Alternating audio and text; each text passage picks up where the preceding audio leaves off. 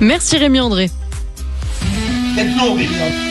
Sud Radio, Berkov dans tous ses états.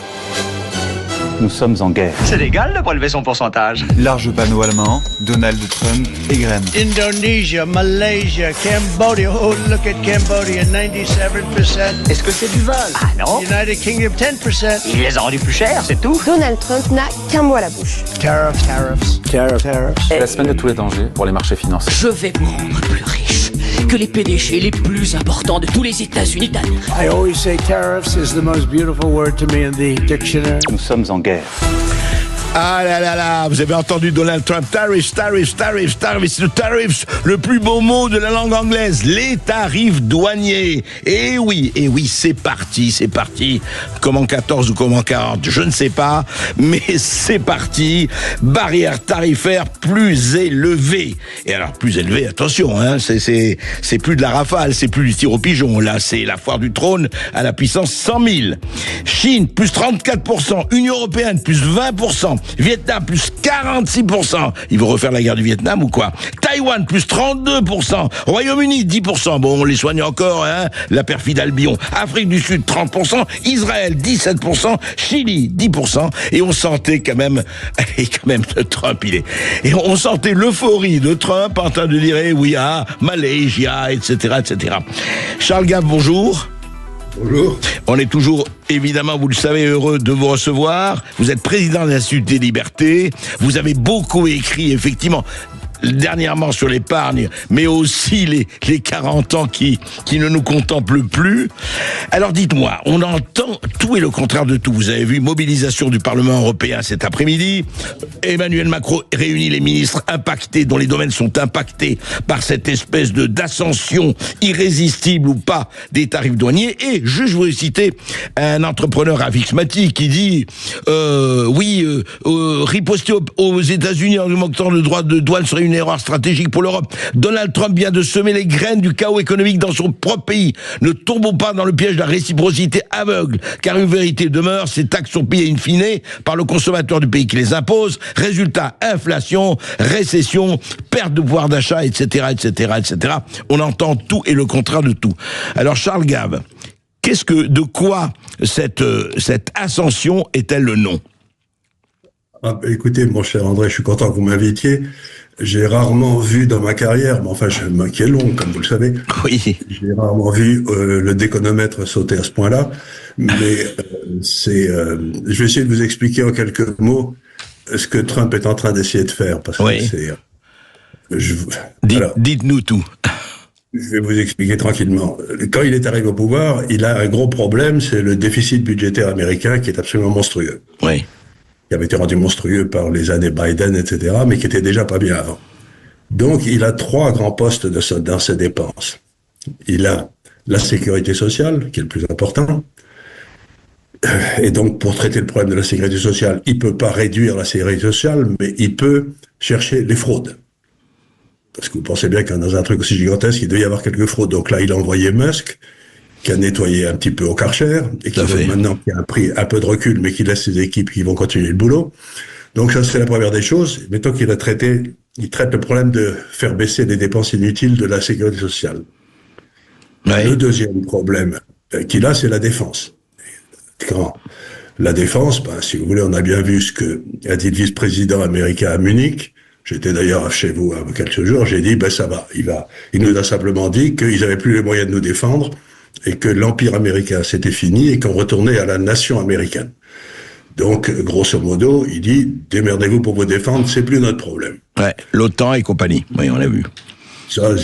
Et le troisième, c'est le service de la dette.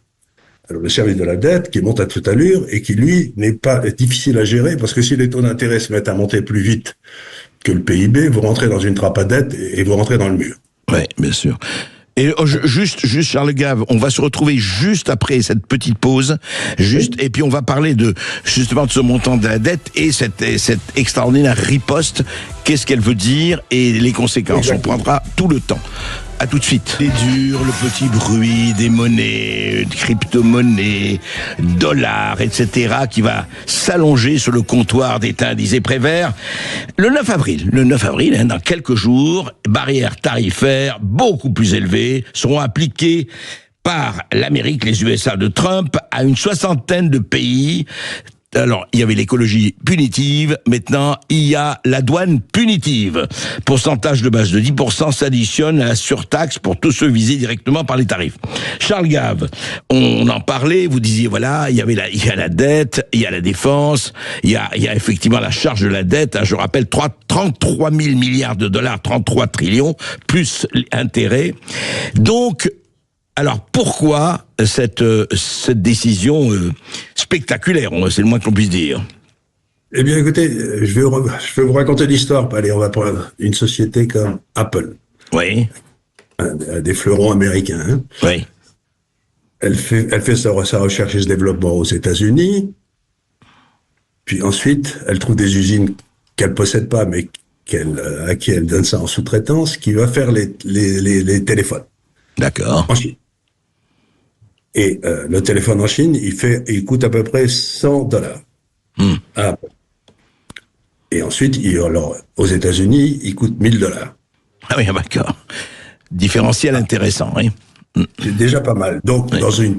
Dans un pays normal, une société normale, les téléphones partiraient de Chine, ils iraient aux États-Unis. Apple gagnerait, mettons, $800 par téléphone, avec tous les frais. Et puis, il paierait 38% d'impôts, 32% d'impôts, 30% d'impôts au gouvernement américain. Ouais. C'est pas du tout ce qui se passe. Ce qu'a fait Apple, c'est qu'ils ont établi une filiale en Irlande, qui achète les téléphones à 100 et qui les revend à 900 à la maison mère, enfin oui. Parce que les taux d'imposition en Irlande ne sont que de 4%. Ah, d'accord. Voilà. Et donc, c'est vrai de Microsoft, c'est vrai de toutes les grandes multinationales américaines, elles font toutes le même coup. C'est-à-dire qu'elles ne payent plus aucun impôt aux États-Unis. D'accord. Et donc, une grosse partie du manque à gagner fiscal des États-Unis, c'est que les sociétés se servent d'une loi qui est la loi de double imposition entre l'Irlande ou les Antilles néerlandaises, d'ailleurs, c'est pareil, et les États-Unis, pour ne pas payer d'impôts. Donc, ces sociétés gagnent de l'argent gros comme elles, en démarche pas possible, et payent des impôts nulle part. Et ce brave Trump, il va pas monter les impôts sur les sociétés américaines parce que c'est pas la bonne idée, parce que il attraperait celle-là, mais il attraperait toutes les autres aussi, et les autres, elles n'ont rien fait de mal, si j'ose dire. Ouais. Je dis pas que c'est mal, c'est légal, hein. Oui, tout à fait. Donc, à ce moment-là, ce qu'il fait, c'est qu'il dit, je vais reprendre ma livre de chair, je vais augmenter les impôts sur tout ce qui est importé aux États-Unis. Si je mets les impôts sur les téléphones importés à 25%, je gagnerai à peu près ce que j'aurais fait si c'était venu directement. D'accord, oui. Il rattrape l'imposition irlandaise et le tour de main irlandais, quoi. Et donc, à ce moment-là, donc, vous avez des intellectuels profonds comme celui que vous avez cité au début, là, qui dit c'est le consommateur américain qui va payer.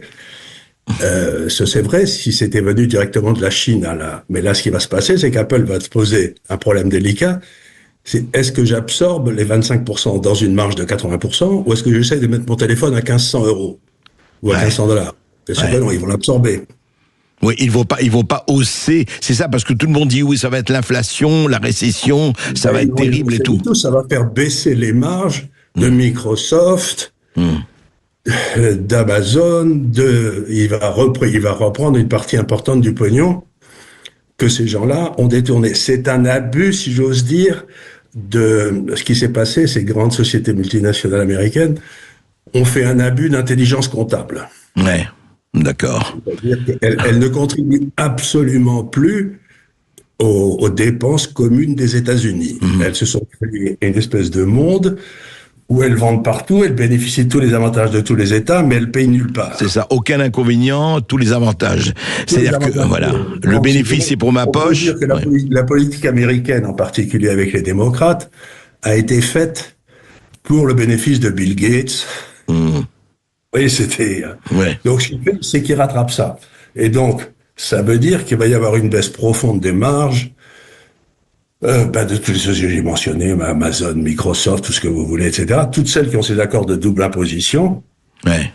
elles vont prendre ça dans les dents. C'est-à-dire que leur cours de bourse va baisser, parce que elles seront pas rentables, Ouais. mais il y en a des tas qui vont pas augmenter leur prix, parce que elles sont déjà à des niveaux de prix où il y aurait une certaine résistance du consommateur. Ouais. Le débat, si vous voulez, pour ce brave Trump, c'est, vous savez, le fameux Oui. consommateur américain, on l'appelle un peu aux États-Unis Joe Sixpack. Parce qu'il va, là, en général, ce qu'il fait, c'est qu'il s'achète, il regarde son match de football américain et il achète 6 bières en même temps. Oui, le Joe Sixpack, oui. C'est-à-dire, lui ne va pas, à votre avis, est-ce qu'il va être impacté ou au contraire? Il va rien voir du tout. Mais par contre, Bill Gates, c'est ça. il va avoir le maximum. Il va ramasser une énorme claque.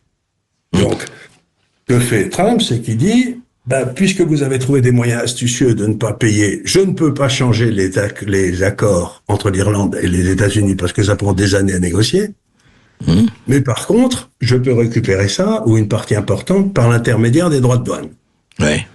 Il s'attaque aux recettes, de côté recettes, et il fait monter les recettes sur ceux qui, dans le fond, ne payent pas leur juste part. Oui, oui. C'est le moins qu'on puisse dire. Mais alors justement, Charles Gave, comment ça se passe? Parce que hier, on a tous vu, hein, les télévisions du monde entier ont montré Trump avec sa liste. Alors, comment, c'est intéressant, à votre avis, dans son cerveau ou dans le cerveau de ses conseillers, Chine 34%, plus, je rappelle, ceux qui payent déjà, Union Européenne 20%, Vietnam 46%, Taïwan 32%, Royaume-Uni 10%, ça se passe comment? C'est à la louche, c'est au délit de faciès, à la tête du client ou pas du tout? Vous savez, 80 ou 90% des importations américaines doivent venir des 3 ou 4 plus gros exportateurs. Donc, vous avez le Mexique et le Canada qui sont traités à peu près convenablement. Ouais. Là, ceux-là, parce qu'ils font partie du monde américain. Et puis les autres, on met 90% sur la Malaisie ou j'en sais rien. Mais il doit exporter quelques ananas, quoi. Ce que je veux dire, c'est pas... Oui, c'est pas fondamental. En fait, vous dites, je tape sur tout le monde, et vous tapez sur les GAFA. Voilà sur ce que vous tapez. Ouais. C'est les GAFA, c'est de récupérer, et il faut pas oublier que tous les GAFA étaient violemment contre Clinton. Trump. Trump, oui, c'est ça. D'accord. Ils ont fait campagne contre lui, parce qu'ils se rendaient bien compte que si les républicains arrivaient, un de ces quatre, ils risquaient de se faire choper. Donc, c'est une affaire de recettes fiscales avec un abus de droit qui a été fait par ces sociétés pour ne pas payer. Je vous signale que, par exemple, je crois que Microsoft, qui a un très gros marché en France, ne paye pas un sou d'impôt en France. Ouais, d'accord, oui. Et donc, je voulais dire, en fait, c'est un règlement de compte planétaire, mais en fait, entre Trump, l'administration Trump et les GAFAM, mais par cela, oui, mais alors, justement, alors, parlons-en, l'Union Européenne, 20%. Alors, on apprend, vous savez que, là, aujourd'hui, le syndrome, le CAC 40 a perdu 2,15% dans les premiers échanges, la bourse de Paris-Francfort sont particulièrement affectées. Est-ce que c'est un coup de fièvre? En fait, ça rentre dans l'ordre ou dans le désordre, parce qu'on entend aussi... Oui, dites-moi. Ça dépend. Nous, en France, on a un coup de peau terrible, c'est qu'on a d'immenses sociétés qui produisent rien en France. Ah bon? Ouais. Toutes de grandes sociétés industrielles, si vous voulez, les Schneider, les L'Oréal, les Air Liquide, etc., elles produisent partout, elles vendent partout. Donc, elles ont déjà plein d'usines aux États-Unis, et elles vont produire plus aux États-Unis, et ça leur fait ni chaud ni froid. D'accord. Mais prenez probablement BMW. BMW, c'est une société allemande. Ils ont établi des usines, si mes souvenirs sont exacts, quelque part assez importantes du côté d'Atlanta. Bon. Donc, elles devraient pouvoir faire monter en puissance leur BMW, ça va pas. Mais je crois pas que Mercedes, mais je peux me tromper, ait des usines aux États-Unis. Alors, pour Mercedes, ça va être un sale coup. C'est-à-dire que ce que Trump dit, c'est que si vous voulez, pour éviter ces avantages fiscaux indus que vous vous êtes attribués, si vous voulez vendre aux États-Unis, il faut que vous produisiez aux États-Unis. Oui, c'est ça le but. Ouais. C'est ça le but. Et donc, encore une fois, s'il prend une position favorable à Joe Sixpack, il prend pas pour les... Mais ça veut dire aussi que ces espèces d'accords internationaux, tous ces trucs, c'est par là que passait toute la corruption. Comment ça? Mais si vous voulez, à partir du moment où vous avez une filiale qui gagne énormément d'argent en Irlande et que ou dans les Antilles néerlandaises pour toute une série de sociétés, c'est un argent qui est là, qui est pas vérifié par les auditeurs tellement bien aux États-Unis. Vous voyez ce que je veux dire? Vous avez une masse d'argent considérable de cash. Et avec ça, vous pouvez, par exemple, racheter les titres de vos sociétés sur lesquels vous avez d'énormes stock options. Et comme ça, vos petits-enfants n'auront jamais besoin de travailler. Vous voyez ce que je veux dire? D'accord. Il y a quand même là-dedans une espèce de corruption de ce que j'appelle les mondialistes. Ouais. Qui est caché avec le plus grand soin. C'est ça, et effectivement, d'ailleurs, beaucoup le présentent comme une espèce d'attaque aussi, enfin de réaction anti-mondialiste de Trump, dont on sait qu'il n'est pas un mondialiste déchaîné. C'est aussi curieux que ça paraisse, à mon avis, Trump, il est plutôt pour le libre-échange, mais pas pour le libre-échange qui est fait au profit des 0,1% de la population. Il faudrait que ce soit la population de base qui bénéficie Donc les gens qui vous disent que le niveau de vie va baisser aux États-Unis, c'est même pas certain, parce que s'ils réussissent à rétablir un semblant d'ordre budgétaire, les taux d'intérêt aux États-Unis ne vont pas monter, et du coup, le Joe Sixpack, il s'en portera mieux avec son hypothèque. Vous voyez ce que je veux dire? C'est donc, encore une fois, il faut bien voir que on nous a présenté la théorie des avantages comparatifs de Ricardo, sur lequel s'appuie le commerce international libre, comme étant ce que nous avons eu depuis 15 ans. On n'a pas eu ça depuis 15 ans. On a eu une espèce de manipulation des systèmes comptables pour permettre à un certain nombre de grandes sociétés d'avoir des rentabilités tout à fait exceptionnelles et qui étaient dues qu'à les... Donc et elles étaient devenues tellement grosses, ces sociétés, qu'elles mettaient en danger la souveraineté des États. Oui. Donc c'est un peu ce qui s'est passé avec la Standard Oil of New Jersey quand les Rockefeller dominaient le monde de l'énergie. On l'a cassé. Donc aujourd'hui, vous avez une réaction des pouvoirs politiques contre ces pouvoirs économiques qui avaient outrepassé leurs limites. D'accord. Alors Charles, de ce point de vue, quelle peut être la réaction, parce qu'il y a aussi, on entend des gens en disant, écoutez, il faut répliquer, on ne se laissera pas faire comme ça. Est-ce que par rapport à, par exemple, juste pour prendre deux exemples, la Chine et l'Union européenne, est-ce que l'Union européenne, alors certains disent, vous voyez, on a vu Mélanie qui ne couvrait pas Trump, qui couvrait Trump, de fleurs du matin au soir, pas très contente, l'Angleterre très prudente, l'Allemagne aussi assez prudente. Est-ce qu'à votre avis, ce sera un peu, oui, on hurle à la mort, mais on va discuter, et disait un économiste américain, bon, vous allez voir, on n'aurait même pas besoin d'aller loin, parce qu'ils vont tous commencer à négocier avec Trump et lui demander quelques ristournes. Mais vous savez, Trump, c'est le meilleur joueur de bonneto que j'ai vu de ma vie. Vous connaissez le bonneto? Et ces gars qui ont des timbales avec un haricot et qui vous levez puis vous dit où est le haricot sur la timbale. Ouais. Et donc Trump vous dit regardez là, il faut surtout regarder ailleurs parce que il est en train de vous jouer un coup de bonneto. Ouais. Et qu'est-ce que c'est le coup de bonneto aujourd'hui? C'est que Trump il met des exigences extraordinairement fortes. C'est ce qu'il dit dans son livre. Hein. Quand vous négociez, vous demandez un truc impossible dès le départ, en ayant l'air très méchant. Et ensuite le type, il est tellement affolé parce que vous demandez, qu'il dit mais c'est pas possible, il pousse des cris. Et donc Trump accepte de baisser un petit peu comme ça. Et il a plus que ce qu'il aurait demandé s'il avait demandé quelque chose de raisonnable, quoi. Vous voyez ce que je veux dire? C'est the art of the deal, quoi. C'est le art of the deal. Donc il est en train. Vous savez, c'est ce que disait Theodore Roosevelt. La diplomatie, c'est pas difficile. Il faut avoir un très gros bâton et parler doucement à l'oreille des gens. Et donc, c'est ce qu'il fait. Il tape très fort et ensuite il dit, est-ce que j'ai votre attention? Et ce qui est le plus stupéfiant, c'est que tous ces grands intellectuels, etc., qui me font rigoler, ce qu'il y a de plus extraordinaire, si vous voulez, c'est à quel point ils ne comprennent pas Trump. Ils le prennent pour un crétin. Ouais. Cet homme est arrivé, il a un problème massif, le budget, qui est dans 3 domaines. Il a attaqué en premier la Sécu, avec Musk. Tout le monde a poussé des cris en disant c'est horrible, on peut plus être corrompu tranquillement. C'est affreux. Mais enfin, qu'est-ce que c'est que ce gars-là? Il est fou, quoi, mais faut lui expliquer.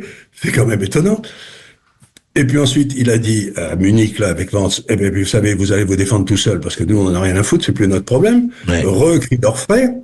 Et maintenant, il dit, tous ces gens qui payaient pas d'impôts, qui devraient en payer, ils vont les payer par l'intermédiaire des droits de douane, c'est eux qui vont les absorber. Et ces gars-là m'expliquent que Trump est un crétin. Ouais. Moi, ce qui me sidère, c'est la capacité de la classe française économique. Nous, on a les mêmes 3 problèmes en France. Hein. On va en parler tout de suite, Charles Gave. Restez avec nous, évidemment. C'est passionnant. On va en parler tout de suite après cette petite pause et on se retrouve dans 2 ou 3 minutes. Et puis ensuite, on parlera de Marine Le Pen et du jugement. Sud Radio Berkov dans tous ses états, midi 14h. André Berkov. Le tsunami des tarifs douaniers lancé par Donald Trump au monde entier, pratiquement au monde entier, et la réaction, l'analyse de Charles Gave, président de l'Institut des Libertés. Alors Charles Gave, si on regarde là, effectivement, vous avez bien démontré ce qui se passe et le Art of the Deal version Trump appliqué vraiment cette fois-ci planétairement.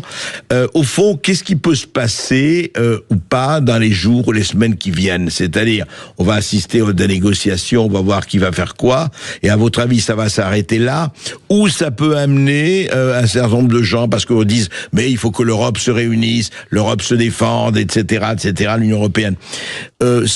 Ça va aller vers quoi, sans lire le marque de café, mais à votre avis? Eh ben, ça va se passer. On va faire des grandes déclarations. Vous savez, quand Mike Vance a dit, le vice-président américain, quand il a dit qu'on n'allait plus défendre l'Europe, on a fait des grandes réunions, on a dit que c'était insupportable, qu'est-ce que c'est. Et finalement, on a dit qu'on allait faire des défenses européennes, qu'on allait dépenser plus d'argent. Et puis, pour l'instant, c'est un peu comme le renouveau nucléaire français qui devait être fait. Les Européens sont un peu les grands spécialistes des paroles verbales, quoi. Je cause, j'exprime mon indignation. C'est la dernière fois, on met une petite fleur blanche s'il y a eu un attentat, et puis on change rien. Donc là, ceux qui comprennent pas, c'est que grosso modo, quand les États-Unis avaient mis des droits de douane en 1929-1930, là, avec Hoover, les États-Unis étaient en surplus extérieur. Ouais. Donc déjà, ils étaient très compétitifs. Ils mettent des droits de douane pour empêcher les autres de vendre, donc ça avait déclenché des réactions terribles. Et deuxièmement, Roosevelt, qui n'était jamais à l'abri d'une erreur, en janvier 1934, dévalue le dollar contre l'or. Donc ça rend les États-Unis encore plus compétitifs. Donc à l'époque, c'était des mesures, les États-Unis qui étaient déjà... C'est un peu comme si, grosso modo, la Chine aujourd'hui dévaluait massivement pour... yuan, ouais. Donc ça, ce serait vraiment très emmerdant. Et aujourd'hui, en 2025... Aujourd'hui, avec un pays qui a un déficit extérieur monstrueux, dont on sait qu'il ne sera plus financé par les étrangers puisque le pétrole n'est plus payable en dollars. Autrefois, si vous voulez, on avait tous besoin de pétrole, de dollars pour acheter du pétrole. Bien sûr, c'est fini ça. Maintenant que c'est plus nécessaire, le déficit budgétaire américain, il va plus être financé par les Chinois ou par les Japonais. Donc ça veut dire simplement que Trump est en train de se préparer à un retour à l'équilibre. Il essaie d'organiser un retour à l'équilibre des comptes extérieurs américains, c'est-à-dire à une hausse du taux d'épargne aux États-Unis, que le profit, qui est une forme d'épargne, ne soit pas fait en Irlande, voilà. Aux États-Unis, voilà. Et donc, à votre avis, les gens, je vais dire un truc qui sera peut-être, parce que j'ai peut-être mal compris. Je dis pas que Trump a tort ou raison. Non. Je dis qu'il a analysé le problème. Il a 3 problèmes, qu'il les attaque en même temps, avec une rapidité tout à fait extraordinaire. Ce qui surprend. Je sais pas si c'est les bonnes solutions, mais en tout cas, ce qu'il y a de certain, c'est qu'il a, 1, analysé les problèmes, et 2, il propose des solutions. Est-ce que le monde va s'aligner? Est-ce que le monde va s'aligner là-dessus, Charles Gave? Est-ce que, à votre avis, le monde va s'aligner ou pas? Vous savez, c'est toujours pareil. Ce que disait, je crois, c'était Disraeli. Il disait les nations n'ont pas d'amis, Ouais. Donc des intérêts. Et donc, lui, il défend les intérêts des États-Unis, America First. Et si les autres sont pas d'accord, qu'ils aillent se faire cuire un œuf. Vous voyez ce que je veux dire?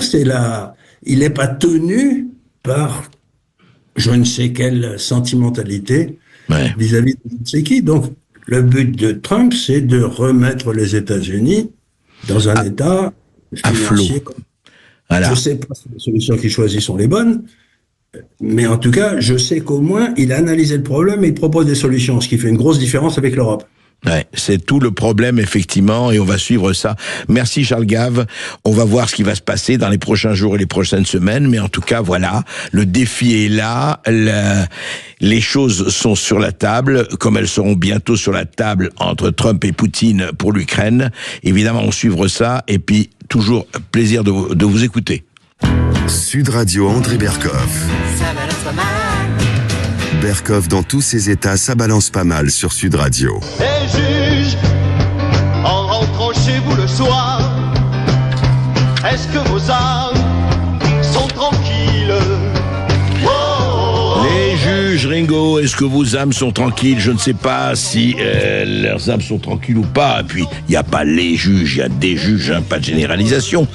Alors, on sait, on en a parlé, tout le monde en a parlé, que le tribunal de Paris a rendu son jugement lundi 31 mars dans l'affaire des assistants parlementaires européens du Front National devenu Rassemblement National. Et Marine Le Pen, on le rappelle, a été condamnée à 5 ans d'inéligibilité avec exécution immédiate. On appelle ça provisoire, c'est intéressant, l'exécution provisoire, elle est immédiate.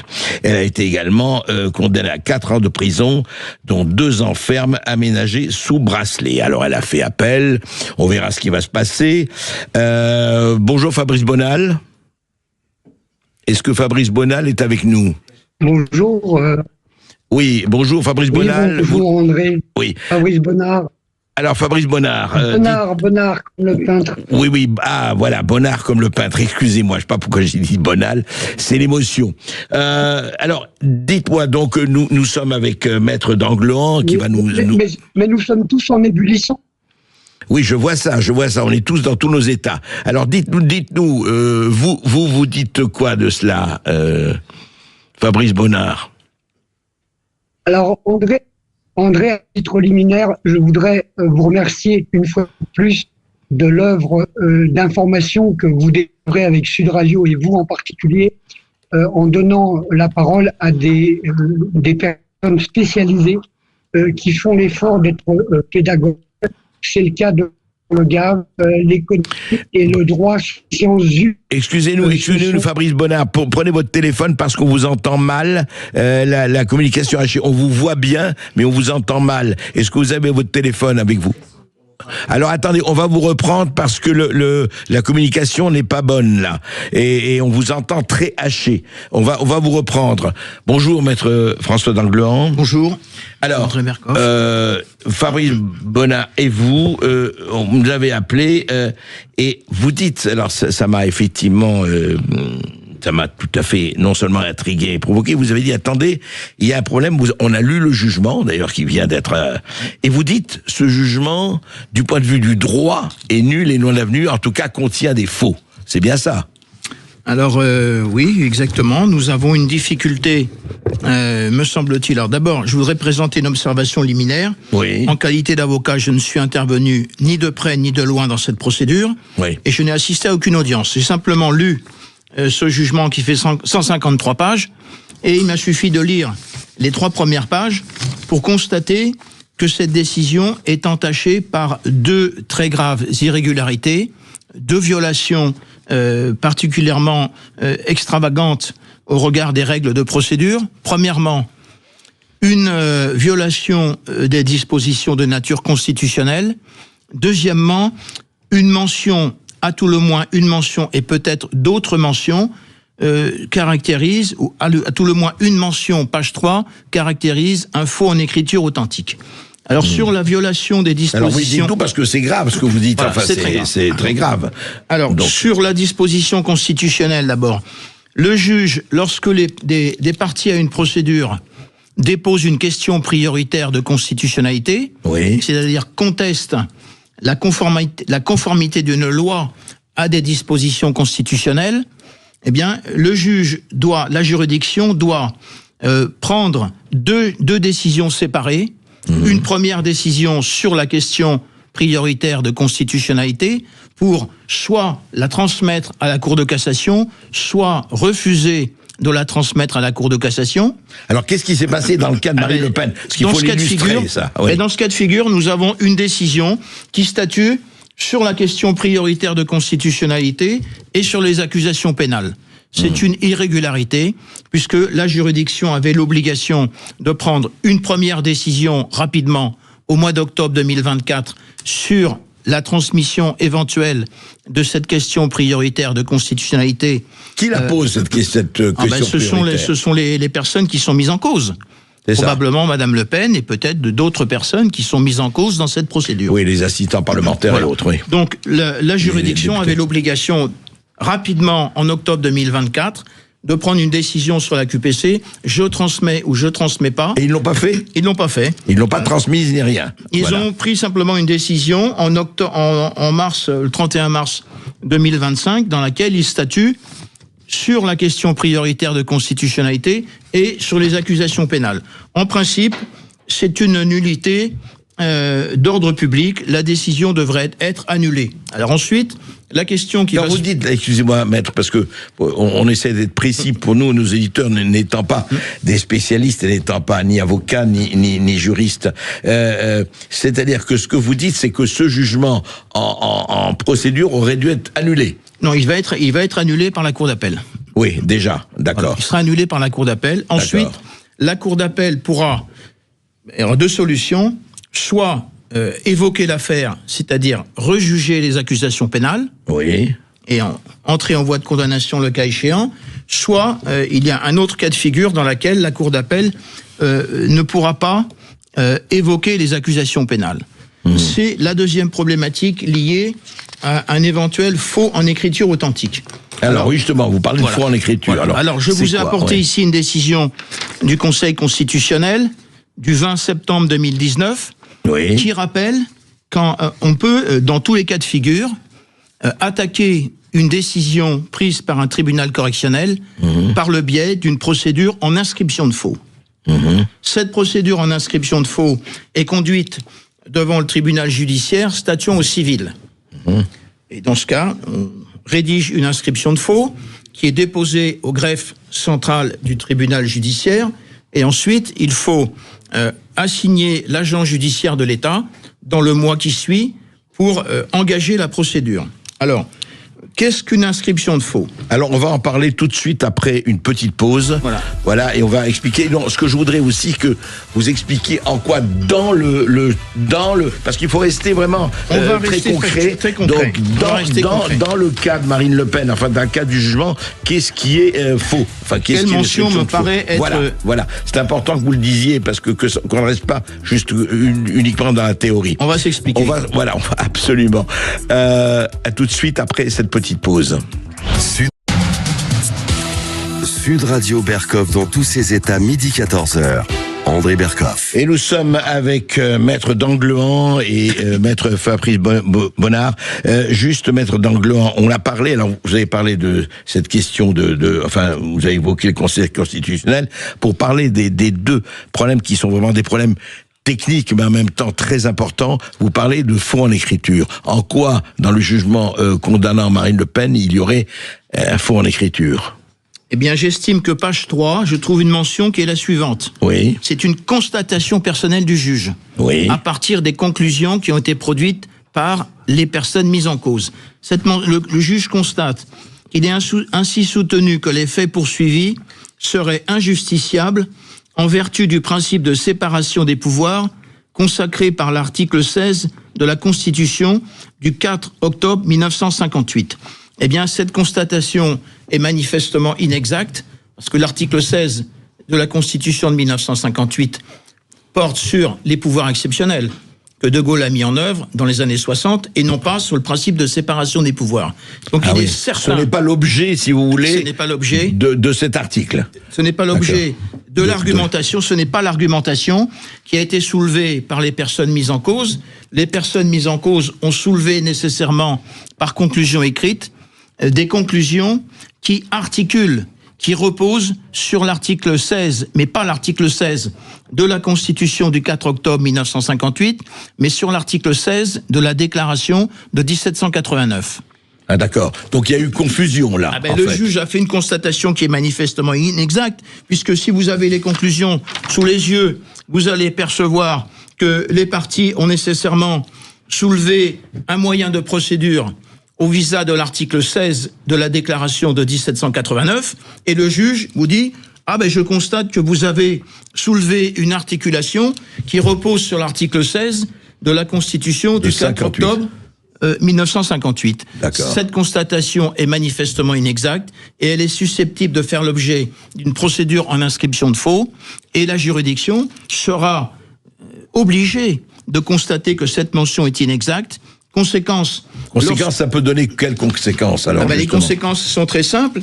Lorsqu'une mention d'un acte authentique est jugée faux en écriture authentique, cette décision perd sa qualité d'acte authentique et devient nulle et non avenue. J'ai ici un arrêt magnifique de la Cour d'appel de Bordeaux sur recours en révision dans l'affaire du bon docteur Michel Pinturo, 24 janvier 2000. La Cour d'appel constate que, effectivement, il a été jugé définitivement le 12 novembre 1998 que le jugement du 15 mai 1995 est un faux. Conséquence, ce jugement est donc nul et de non défait. Alors il faut voir si ce n'est pas le cas. Si le jugement est considéré comme faux, ça annule la procédure d'appel puisque l'appel est lancé. Qu'est-ce que ça peut faire concrètement? L'appel est lancé. La Cour d'appel sera obligée de constater que la décision de première instance du 31 mars 2025 a été jugée faux en écriture authentique, qu'elle a perdu sa qualité d'acte authentique, et en conséquence, une cour d'appel ne peut rejuger une décision de justice. Si la décision de première instance est jugée... Donc la cour d'appel ne s'applique plus. La cour d'appel ne pourra pas, dans ce cas de figure, évoquer. D'accord. Et donc, concrètement, à supposer que ceci soit retenu, ça veut dire quoi? Ça veut dire que tout est suspendu? Que Marine Le Pen peut se présenter, ou il y aurait un autre procès? Alors, très rapidement. Il n'y aura pas d'autre procès. Déjà, à partir du moment où les personnes qui ont été déclarées coupables ont fait appel, ces personnes ont la possibilité, sur requête, en urgence absolue, de demander à la Cour d'appel, sur difficulté d'exécution d'une peine, de suspendre l'interdiction de se présenter aux élections avec exécution provisoire, en argumentant sur la violation des dispositions constitutionnelles et en argumentant sur la procédure en inscription de faux.